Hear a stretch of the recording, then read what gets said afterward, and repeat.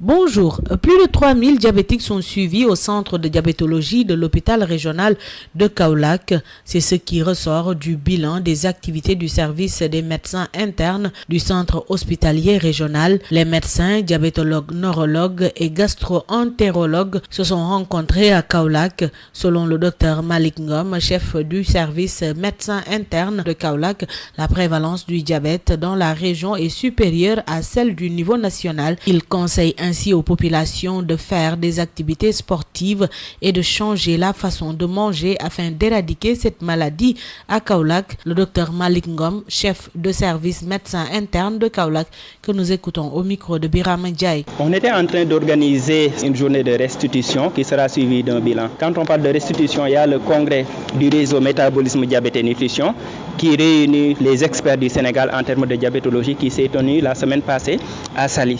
Et il était question au niveau local qu'on restitue, qu'on partage avec nos collègues, les praticiens de la région, sur les dernières recommandations sur la prise en charge du diabète. Mais l'après-midi, nous allons présenter le bilan de l'année écoulée, les bilans des activités du service de médecine interne, de la gastro-entérologie, de la neurologie et de la diabétologie. Et ça sera suivi par un hommage qu'on va rendre à l'ancienne chef de service de la médecine interne qui a duré 20 ans au niveau du service Dr Ngoné. Oui, c'est une réussite, mais quand même en regardant le bilan, ça nous pousse à nous alerter la population. Quand on parle du diabète, les chiffres sont alarmants. D'ailleurs, l'étude STEPS qui a été publiée récemment montre que la prévalence au niveau de Kaolack est supérieure à la prévalence au niveau national. Et ça se voit même en pratique parce qu'au niveau du centre de diabétologie qui a été ouvert le 2 octobre 2018, nous avons enrôlé 4443 patients. Et parmi ces patients, si on sort les personnes décédées et ceux qui sont suivis ailleurs, nous sommes actuellement à la date du 19 juillet 2025 à une cohorte de 3120 malades conçus. Donc on a 3120 malades diabétiques qui sont suivis au centre de diabétologie de l'hôpital Kaolack. Et les sociétés savantes ont dit que à chaque fois qu'il y a une personne diabétique qui est diagnostiquée, à côté il y a une autre personne diabétique qui n'est pas diagnostiquée. Ça montre qu'on a plus de 4000, on a plus de 8000 personnes qui sont diabétiques et qui sont dans la nature. Mais quand même, avec quelques constatations, déjà il y a le mode de vie. Les gens mangent trop gras, trop sucré, trop salé et on ne fait pas d'activité physique. Merci de nous avoir suivis. Rendez-vous est pris pour un nouveau numéro.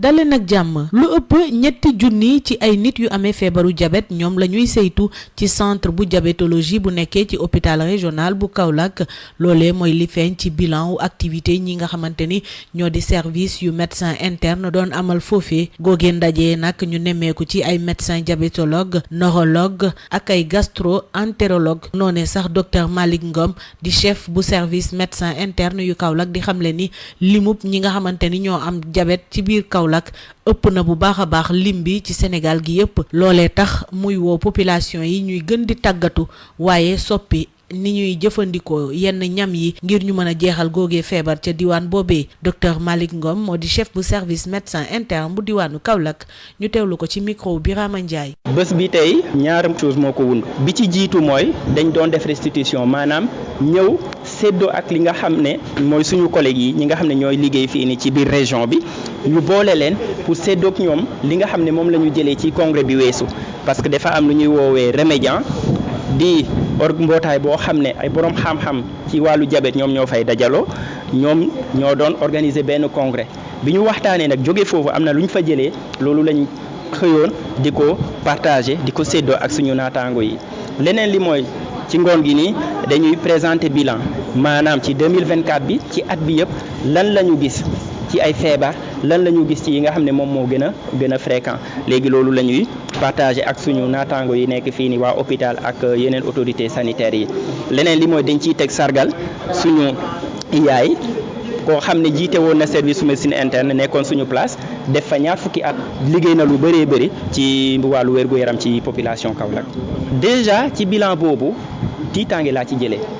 parce que suñu xoolee suñu résultat yi dañuy gis ne yenn feebar yi yu mel ni diabète ak hépatite bëri na fi mais soo xoolee diabète bi bëri na lool d'ailleurs enquête bi nga xam ne def nañ ko Sénégal te bi mu génnee yàggul STEP 2024 bi gis nañ ne li am ci ay diabétique Kaolack moom moo ëpp yeneen région yi wala boog moo ëpp région yu bëri à part Matam ak Dakar te loolu suñu liggéey sax firnde na ko parce que suñu xoolee centre de diabétologie bi nga xam ne moom la ñuy fajee diabète ci hôpital régional de Kaolack centre boobu moo ngi tijji le 2 octobre 2018 te depuis bi mu tijjee ak léegi li fa jaar ci ay malade am fa dossier ñoo ngi tolloo ci 4 junni malade ak 4 téeméer ak 4 fukk ak ñett kon loolu bëri na soo jëlee rek ci année bi 2025 ñoo ngi toll tey ci 5 téeméeri nit ak 2 fukk yoo xam ne ñëw nañ yokku ci ñi nga xam ne ñoo ngi doon fajoo ci centre de diabète ci suñu seetlu daal